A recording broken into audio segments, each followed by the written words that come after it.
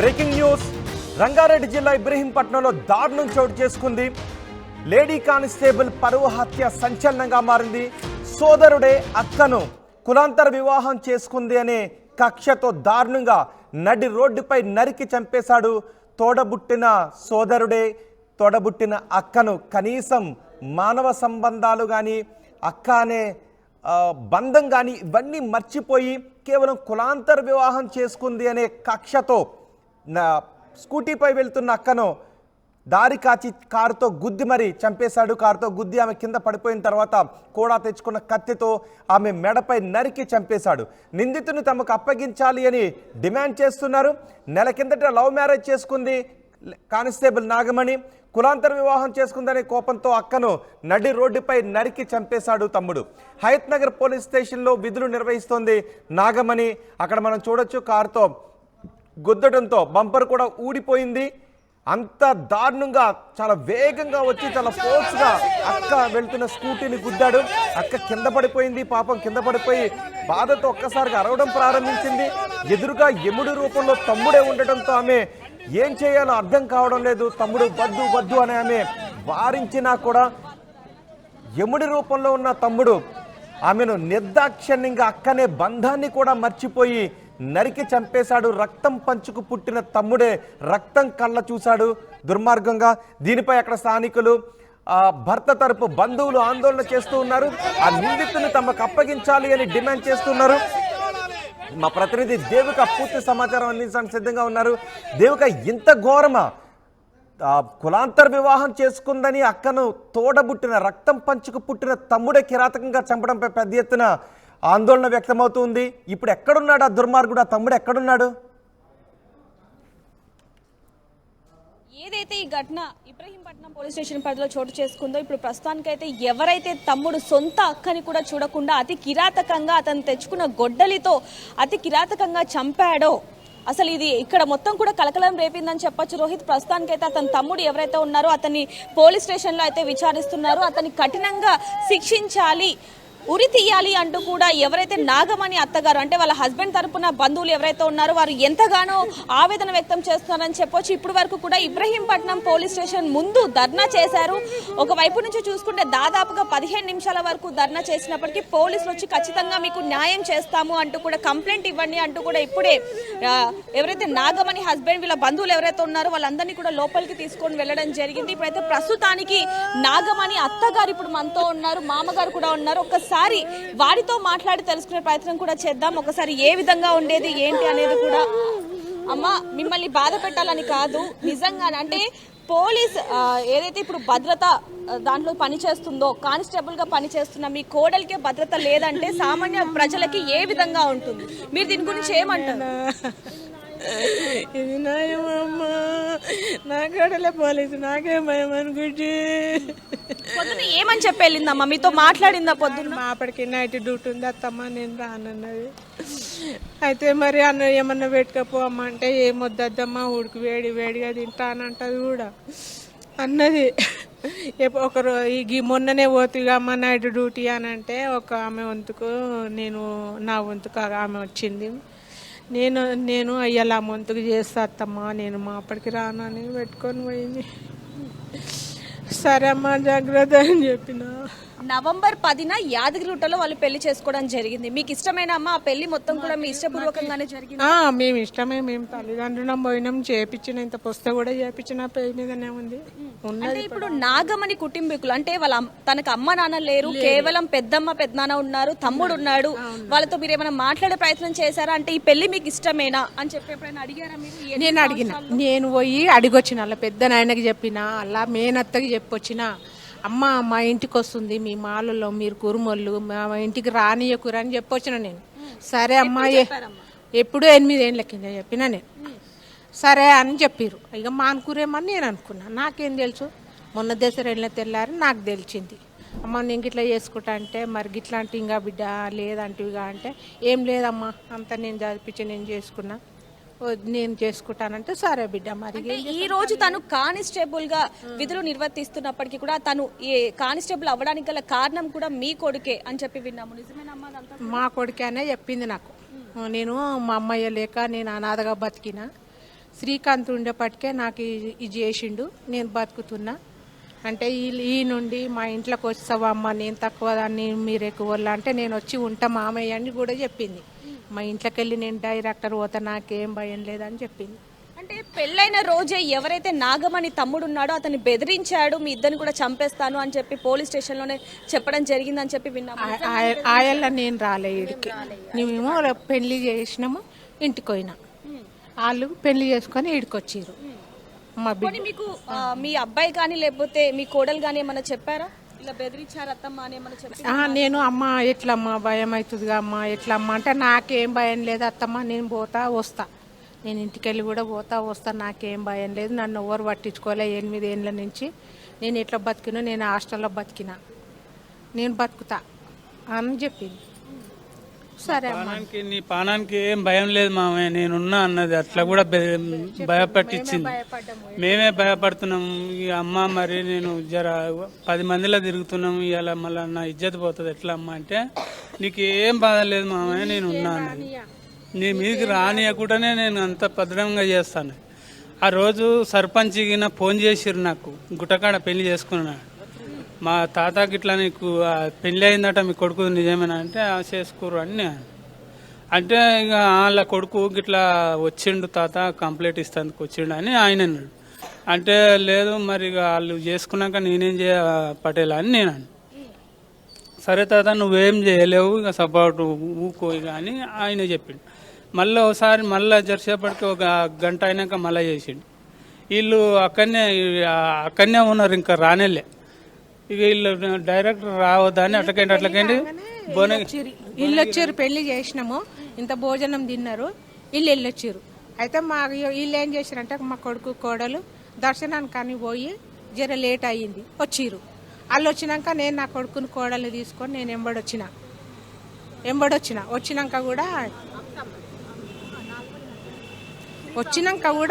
వచ్చినాక నేను ఇబ్రపట్నం వచ్చినాక మేము పిఎస్ కాడికి పోయేస్తాము, నువ్వు ఇంటికి పోతామ్మా అని అంటే మేము ఇంటికి వచ్చిన, వాళ్ళు ఈడికి వచ్చారు. అంటే ఎప్పుడైతే వీళ్ళిద్దరికి కూడా వివాహం జరిగిందో అప్పుడే గనక ఇక్కడ నుంచి వెళ్ళిపోయి కొద్ది రోజులు ఎక్కడైనా బ్రతికుంటే గనక ఈ రోజు నాగమణి బతికే ఉండేదని అనిపించిందా మీకు? ఇక ఇప్పుడు ఇట్లా చూస్తే అట్లా అనిపిస్తుంది. ఇప్పుడు చూస్తారు, మొన్న వచ్చిర్రు మా ఇంట్లో ఒక చిన్న నా పెద్ద కొడుకు పిల్లుంది, ఆ పిల్ల నాని అమ్మ ఉంటది, ఇక జర్రి ఇట్లా చూసిపోతాం అత్తమ్మ అంటే, సరే అమ్మ రావచ్చు మన ఇల్లే కదా అంటే. ఇన్ని రోజులు కూడా వేరే దగ్గర ఉండే కేవలం ఆదివారం రోజు మీ ఇంటికి ఆదివారం వచ్చిన కొలువు చేసుకుంటది, ఒక రోజు వస్తుంది, ఒక రోజు ఉంటది అక్కడ. నిన్న ఇక ఆదివారం ఇంటికన్నే ఉండే. ఈ రోజైనా నాగమణి మీకు చెప్పడం జరిగిందా, నాకు నా తమ్ముడితో మాట్లాడాలనిపిస్తుంది, లేదా నా తమ్ముడు నాకు ఫోన్ చేసి బెదిరిస్తున్నాడు, కనిపించాడు అని ఇలాంటివి ఏమైనా చెప్పిందా? ఏం చెప్పలే, మేమే చీకట్లో పోతుంటే అమ్మ నీకేమన్నా భయం అనిపిస్తుందా అమ్మ అంటే, నాకేం భయం లేదు అత్తమ్మ అని చెప్పింది. సరే అమ్మ జాగ్రత్త అని చెప్తా ఊకుంటమ్మా. మరి ఇప్పుడు గిట్లా అయింది, ఎట్లా చేద్దాం? ఇప్పుడు మీకు ఎలాంటి న్యాయం కావాలమ్మా? ఇంకోటి, ఇప్పుడు మీ కోడలు చనిపోయింది, మరోవైపు చూస్తుంటే మీరు కూడా ఇందాక అనడం జరిగింది నా కొడుకుకు కూడా ప్రాణహాని ఉంది అని చెప్పి మీరు చెప్తున్నారు. కొడుకు కూడా ఇప్పుడు భయమే ఉంది. ఇప్పుడు నా కోడలనే చంపిరు, ఇప్పుడు నా కొడుకు ఏడంగా పోతే ఏడంగా చంపుతారు, మరి నాకు భయమే అనిపిస్తుంది, ఇప్పుడు భయం అనిపిస్తుంది. ఇప్పటిదాకా నాగమణి తమ్ముడు అయితే పోలీస్ స్టేషన్ లో ఉండడం జరిగింది, ఇప్పుడు మీకు ఎలాంటి న్యాయం కావాలి?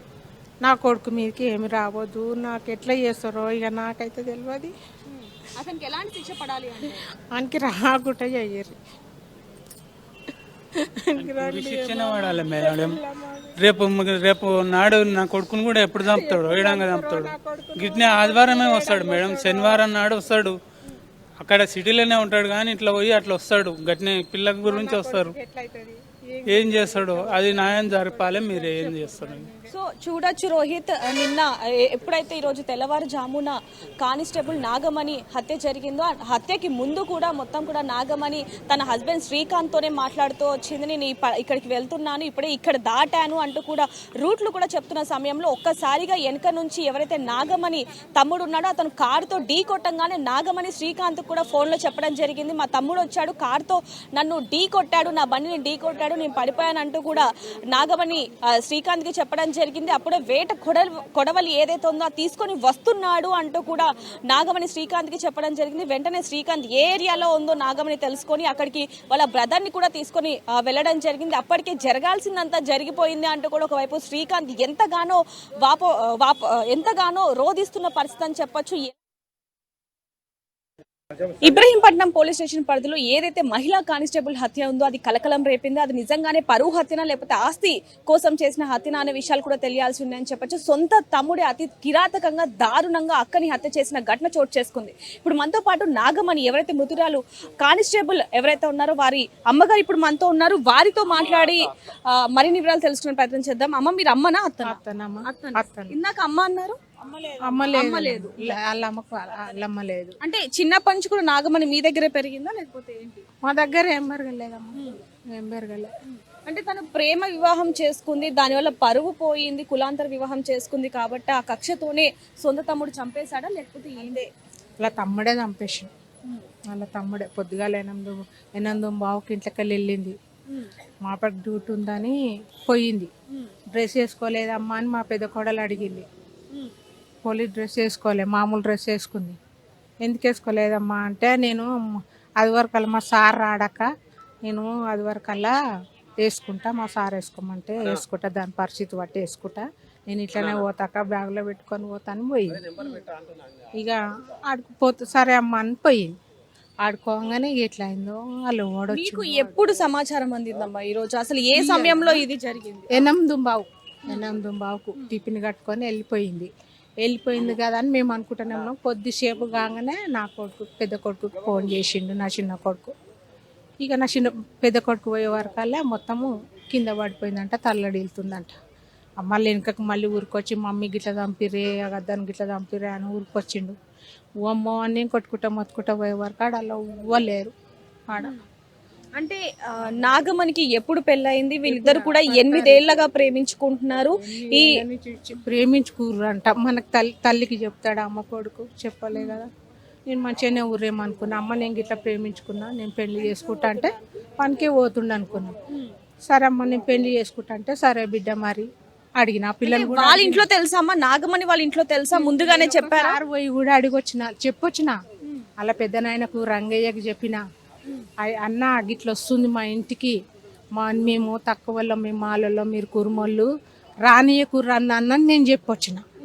సరే రా మేము చూసుకుంటాం ఏం రానియమని నాకు చెప్పిర్రు. ఆడికెళ్ళి పోయిన వాళ్ళ మేనత్తకి చెప్తే కూడా సరే చెల్లె రానియమా అని అన్నారు. ఇప్పుడు నేను మానిపోయిరా అని నేను అనుకున్నా. మొన్న దసరా వెళ్ళినాక తెలిసింది నాకు. తెలిస్తే మరి ఎట్లా బిడ్డ అయ్యామంటే నేను చేసుకుంటామమ్మా, ఇద్దరము సంప్రదాయము మేము చేసుకుంటాము. మీరైతే వాళ్ళిద్దరు పెళ్లికి కూడా అంగీకరించారు? మేము చేసిన నేను తల్లినే కదా, నేనే పోయి. మరి ఎప్పుడైతే నవంబర్ 1న యాదగిరిగుట్టలో పెళ్లి జరిగిందో ఆ రోజే వీళ్ళ తమ్ముడు ఎవరైతే ఉన్నారో నాగమణి వాళ్ళ తమ్ముడు బెదిరించాడు, చంపేస్తారని బెదిరించాడు అన్నారు. అది నిజమేనా? నిజమేనట. నేను ఈడికి రాలే మేడం, మరి నేను ఈడికి రాలే. అలా పెళ్లి చేసినాం కదా, ఇంటికి వెళ్ళిపోయినా నేను. వాళ్ళు ఈడికి వచ్చినాక వాళ్ళు ఏం మాట్లాడారో ఇక ఆ సంగతి నాకు తెలియదు. సో చూడొచ్చు, ఇది ఒక పరువు హత్యగా అయితే మనం చూడొచ్చు.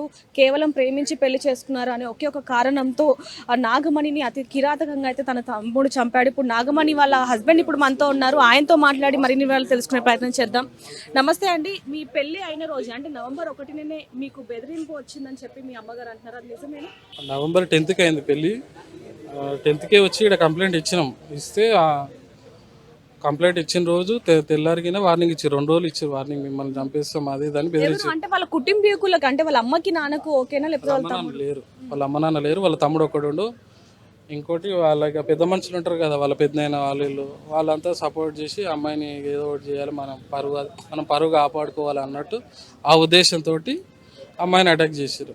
అంటే మీరు 8 ఏళ్లుగా ప్రేమించుకుంటున్నారు, అప్పుడే వాళ్ళ ఇంట్లో వాళ్ళకి తెలుసు, అప్పుడే వద్దన్నారు, అప్పుడు బెదిరించారు అనే విషయాలు తెలుస్తున్నాయి. బెదిరించారు కానీ వాళ్ళకి కన్ఫర్మ్ లేదు కదా. మ్యారేజ్ అయినాక వీళ్ళకి కన్ఫర్మ్ అయింది, వీళ్ళు ఎట్లా ఉంటారు అన్నట్టు కన్ఫర్మ్ అయ్యి అటాక్ చేశారు. ఇక మళ్ళీ వీళ్ళు కలవద్దు అన్నట్టు అటాక్ చేశారు. అంటే ఈ నెల రోజుల పాటు కూడా మీరు ఎక్కడికి వెళ్తున్నారు, ఏం చేస్తున్నారు, మొత్తం కూడా నిఘా పెట్టి ఈ రోజు ఈ విధంగా చేశారు అనొచ్చా? లేకపోతే ఇదైతే పక్కా ప్లానింగ్ తోటి అమ్మాయి ఏ టైంకి వెళ్తుంది, ఏడ ఉంటుంది అని ప్లానింగ్ చేసి అటాక్ చేశారు. కాకపోతే దాని ఇంకా ఉన్నట్టు వాళ్ళ ఫ్రెండ్స్ వాళ్ళు వీళ్ళు ఉన్నట్టు. అదంతా ఇన్వెస్టిగేషన్ తీస్తే తెలుస్తుంది. అసలు పొద్దున్న ఏం జరిగింది, మీకు ఎప్పుడు ఫోన్ చేశారు, ఎప్పుడు తెలిసింది ఈ విషయం? 8:45కి ఇంట్లోకి వెళ్ళింది. 8:45కి మామూలు క్యాజువల్గా 7:30 అని నేను వెళ్ళిపోతాను ఆఫీస్కి. నాకు గంట పడుతుంది పోనీకి, అమ్మకి 40 minutes పడుతుంది. వెళ్ళే ముందు ఫోన్ చేసి మాట్లాడుకుంటూ వెళ్తున్నా. అమ్మాయి వెహికల్ అమ్మాయిది, నాది నా వెహికల్ నాది. 7:09 అని మాట్లాడుతుంటే ఇట్లా సబ్స్టేషన్ దగ్గర పోతున్నాం ఇంక ఎంట్రీ కాలే అంటే అది మాట్లాడుతుంటేనే వాళ్ళ తమ్ముడు కారు అటాక్ చేసిండు. ఇంకకి అమ్మ మా మీతో మాట్లాడుతూనే ఉందా అప్పటికి నాగమణి? మాట్లాడుతుంది. మా తమ్ముడు వచ్చింది నన్ను అటాక్ చేస్తుండే బండి గుద్దిండు అనేసరికి ఫోన్ కట్ అయిపోయి. అక్కడ ఊర్లో మా అన్న ఉంటాడు, అక్కడ నుంచి 2 kilometers 1.5 ఉంటుంది. మా అన్నకు ఫోన్ చేసిన, ఇట్లా అటాక్ అవుతుందంటే నువ్వు వెళ్ళు అని. నేను అప్పుడే ఇబ్రహీంపట్నం వచ్చేసిన. ఇట్లా వెళ్ళు అటాక్ అయిందని మా అన్న పోయేసరికి అప్పటికి మా అన్న చేతుల్లోనే అమ్మాయి ప్రాణాలు పోయినాయి. అంటే ఈ నెల రోజుల్లో మీ ఇద్దరి మధ్య దాంపత్య జీవితం ఏ విధంగా ఉంది? ఇద్దరు కూడా చాలా హ్యాపీ. మంచిగానే ఎన్నేళ్ళ నుంచి ఉన్నాము, ఎప్పటికైనా మంచిగానే ఉంటున్నాం. 10 ఏళ్ళ నుంచి మంచిగానే ఉన్నాం, ఏం ఇబ్బంది లేకుండా అన్ని అడ్జస్ట్ అయ్యి ఇన్ని రోజులు ఎట్లా వచ్చినాము ఇప్పటికైనా అట్లనే ఉన్నాం, మంచిగానే ఉన్నాం. అంటే ఇంకొన్ని వాదనలు కూడా వినిపిస్తున్నాయి, ఆస్తి కోసం కూడా ఈ హత్య జరిగింది అంటున్నారు, అది నిజమేనా? ఆస్తి ఆల్రెడీ 6 years బ్యాకే అబ్బాయి పేరు మీద రాసేసినాం. మాకు ఆస్తి వద్దు ఏమొద్దు అన్నట్టు. అబ్బాయి పేరు మీద ఉంది ఇప్పుడు ఆస్తి, మా పేరు మీద లేదు, వాళ్ళ పేరు మీదనే ఉంది. కాకపోతే అట్లా టాపిక్ డైవర్ట్ చేస్తున్నారు వాళ్ళు. ఇది అయిందైతే పరువు హత్య కేసు అయింది. అంటే చివరిగా ఏం మాట్లాడింది నాగమణి? 22 seconds మాట్లాడినాం అమ్మాయి నేను. 22 seconds 5 seconds 7 అట్లా మాట్లాడేసరికి 10 మిగతా సెకండ్లు బండి మీద అటాక్ అయ్యి నన్ను ఇట్లా చంపేస్తారు, మావాడు వచ్చిండే నన్ను చంపేస్తుండే అని అదొకటే అయింది. ఇంకేం అంటే ఇప్పుడు మీకు ఎలాంటి న్యాయం కావాలి అంటే? వాళ్ళకి శిక్ష పడాలి అంతే. ఇప్పుడు మళ్ళీ ఇట్లాంటి విషయాలు మళ్ళా జరగకుండా మీరు చూసుకోవాలి. శిక్ష చేయాలి అంతే, వాళ్ళని ఉరి తీయాలి అంతే. ఇక ఆల్రెడీ ఇక్కడ మమ్మల్ని బెదిరించి ఉండే, మీ ఫ్యామిలీలో ఎవరిని ఉంచాం ఇక్కడ అందరినీ చంపేస్తామని మమ్మల్ని బెదిరించారు మేడం ఇక్కడ PS లా. ఇక మామూలు కోపం తెల్లారి సోమవారం సండే పెళ్ళి అయింది, సోమవారం నాడు ఇక్కడికి వచ్చినాం, అయిపోయింది. పోతాప్పుడు బెదిరించిండు, అరే మేము నన్ను ఎవరిని ఉంచా అందరినీ చంపేస్తారా అని చెప్పిండు. నన్నే అన్నాడు. నేనున్నా మా బావుండు, వాళ్ళ తరపున కూడా 20 మంది దోస్తులు అంతా రౌడిగాళ్ళు. పైసలు ఇస్తే తాగి ఆ తిరుగుతోళ్ళు వాళ్ళు, పైసలు ఇస్తే తాగి తందనాలు ఆడతారు వాళ్ళు. ఈ దగ్గర పైసలు మస్తుగా ఉన్నాయి. ఆ పైసల అహంకారంతో ఇడు మాలోడు మా అక్కని చేసుకుని అని చెప్పేసి దాని కింద కక్ష కట్టి పొద్దుగాల మార్నింగ్ డ్యూటీకి పోతుంటే అటాక్ చేసారు మేడం. అట్లా గంతే. అంటే ఇప్పుడు మీకు ఎలాంటి న్యాయం కావాలి అంటారు? దానికి ఉరిశిక్ష పడాలి మేడం. ఏదో మాలోళ్ళు అంటే భయపడాలి. మాలోళ్ళ చీఫ్ అనుకుండు వాడు, మాలోడు చీఫ్ కాదని ఉరిశిక్ష చేయాలి, పోలీసు కఠినంగా శిక్షించాలి వాడిని అంతే, బయటికి రావద్దు. ఇక మిత్రులందరూ దీన్ని ఆస్తి వివాదం అని చెప్పి క్రియేట్ చేస్తారు. 100% ఇది ఆస్తి వివాదం కాదు. కులాంతర వివాహం చేసుకున్నందుకు కక్ష కట్టి దళితుడు చంపినా ఎవడొచ్చి ఏం చేయలేరు అనే ఒక ఉద్దేశంతో కఠినంగా అతి దారుణంగా నరికి చంపడం జరిగింది. దీన్ని మీడియా మిత్రులందరికీ చెప్తున్నా, ఆస్తి వివాదం కారణం కాదు. తక్కువ కులపోడు వీడిని ఏం చేసినా ఏం ప్రాబ్లం కాదన్న ఒక ఉద్దేశంతో అమ్మాయిని నరికి చంపడం జరిగింది. అందరికీ దండం పెట్టి చెప్తున్నా, ఇది ఆస్తి వివాదం కాదు. ఎప్పుడైతే ఈ ఘటన చోటు చేసుకుందో అప్పుడు వాళ్ళ కుటుంబ సభ్యులు కానివ్వండి, బంధువులు కానీ ఎవరైనా వచ్చారా ఇక్కడికి? వాళ్ళు ఎవరు రాలేదు మేడం, ఇంకా వాళ్ళు ఎవరు రాలేదు. ఇక వాళ్ళు ఇష్టపెట్టేసారు, వాళ్ళు ఎవరు రాలే. ఇప్పుడు వస్తారా మేడం ఇక్కడికి? ఇంత జరిగినాక వాళ్ళు ఇక్కడికి వస్తారా మేడం? ఇక్కడికి రాలేదు. అట్లా సో చూడొచ్చు, ఇది అసలు ఆస్తి కోసం చేసిన హత్య కాదు, కేవలం కులం అంటే కులాంతర వివాహం చేసుకున్నందుకు ఈ విధంగా హత్య జరిగింది అంటూ కూడా ఇక్కడ కుటుంబ సభ్యులు వీళ్ళందరూ కూడా ఎంతగా వాపోతున్నారు అనేది కూడా మనం చూస్తూనే ఉన్నాం. మరోవైపు నుంచి చూస్తే మాకైతే ఏదైతే ఇప్పుడు జరిగిందో, ఏదైతే ఇప్పుడు నాగమణి హత్య జరిగిందో సేమ్ అలాగే అతను కూడా చంపాలి, ఉరిదీయాలి, మాకు న్యాయం కావాలి అంటూ కూడా ఒకవైపు నాగమణి భర్త అయితే ఆరోపిస్తున్న పరిస్థితి అని చెప్పొచ్చు. అటువైపు చూడొచ్చు వాళ్ళు ఎంత ఆవేదన వ్యక్తం అవుతున్నారు అనేది కూడా మనకి చాలా క్లియర్గా తెలుస్తుంది. మాకు న్యాయం కావాలి అంటూ కూడా ఒకవైపు నుంచి వాళ్ళ కుటుంబీకులు అందరూ కూడా పోలీస్ స్టేషన్కి వచ్చి వాళ్ళ స్టేట్మెంట్ అయితే ఇవ్వడం జరిగింది. మాకు న్యాయం జరగడానికి మేము ఎంత దూరమైనా వెళ్తామంటూ కూడా ఇక్కడ ఎంతగానో ఆవేదన వ్యక్తం చేస్తున్నారు. ఎవరైతే నాగమణిని చంపిన వాళ్ళ తమ్ముడు ఉన్నాడో అతన్ని మాత్రం ఇప్పుడు ఉరి తీయాలి అంటూ కూడా ఇక్కడ పోలీస్ స్టేషన్ ముందు అయితే వాళ్ళు వచ్చి పోలీసులని వాపోతున్న పరిస్థితి అని చెప్పొచ్చు. ఇప్పుడు ఏదైతే కులాంతర వివాహం చేసుకున్నందుకే నా భార్యని చంపారు అంటే మహిళా కానిస్టేబుల్ ని చంపారు నాగమణి ఎప్పుడైతే తెలిసిందో అప్పుడే, అంటే చిన్న కులం అనగానే అంత హేళన ఎందుకు అని చెప్పి వీళ్ళందరూ కూడా మాకు న్యాయం జరగాలి అంటూ కూడా ఇప్పుడు రోడ్డు మీద ఏదైతే ఇబ్రహీంపట్నం పోలీస్ స్టేషన్ ఉందో ఆ ఎదురుగా అయితే వీళ్ళు ఇప్పుడు ధర్నాకి దిగబోతున్నారు. ఇక్కడ చూడొచ్చు బండ్లను కూడా ఆపేస్తున్న పరిస్థితి, ఆపేసి ఇక్కడ మేము ధర్నా చేస్తాము అంటూ కూడా ఇక్కడ ఇది చేస్తున్న పరిస్థితి అని చెప్పొచ్చు. ఒక్కొక్క ఒకరిని అందరినీ కూడా లోపల నుంచి పిలిచి బయట వెహికల్ ని కూడా ఆపేసి ఇక్కడ ధర్నా చేస్తున్న పరిస్థితి అని చెప్పొచ్చు.